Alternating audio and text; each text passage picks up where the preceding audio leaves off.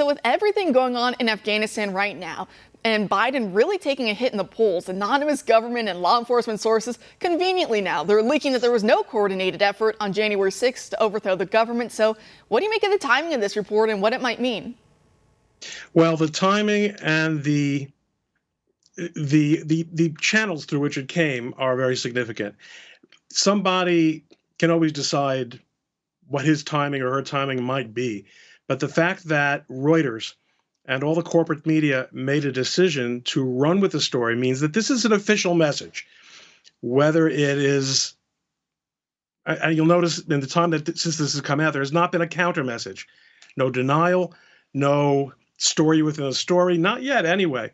So that suggests that it is absolutely intended to be messaging, and that there is an official media, government, deep state campaign underway to, as you say, change the narrative.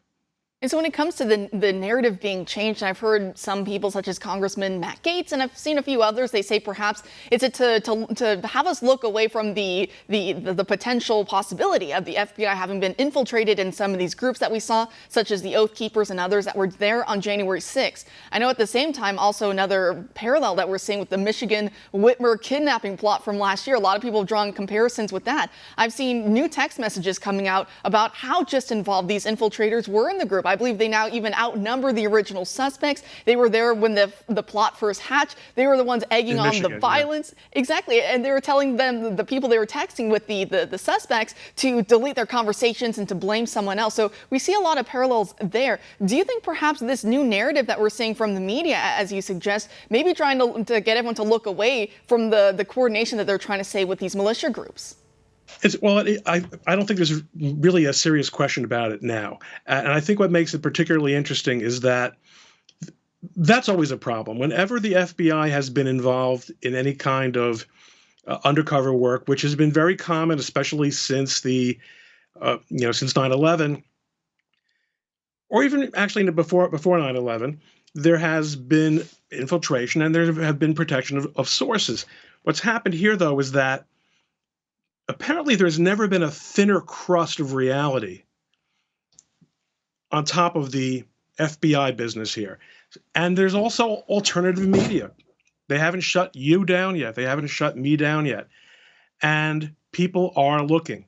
What exactly it is that the media, the interest of the corporate media in helping spin the story, probably, as you say, getting the FBI to acknowledge that, okay, we're really maybe not all that good at what we do, which is a lot better, because after all, no one thinks they're good at what they do anymore. Better to think that than to think that they're part of a plot, which is increasingly looking like is what they really are.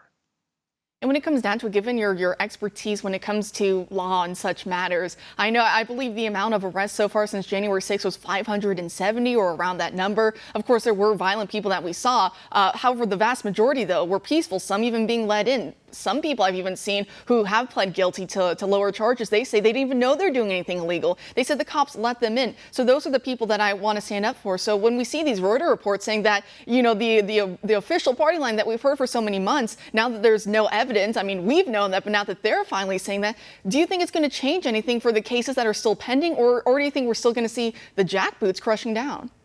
Well, I will tell you that it's really hard to get a read on what's going on, because the District of Columbia Federal Court is a highly, highly political district. It is known to be extremely liberal.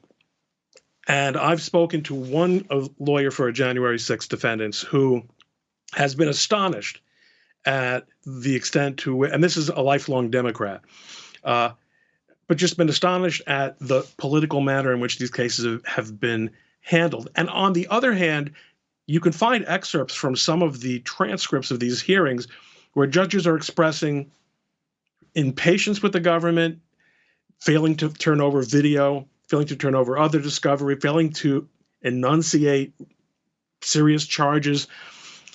It's really hard to read this because there are a lot of balls in the air. It's not clear what's going to fall. And it does seem almost unbelievable to think that we might go through this process and end up with a bunch of charges for unlawful parading. Unlawful parading? That's a coup? I don't think so.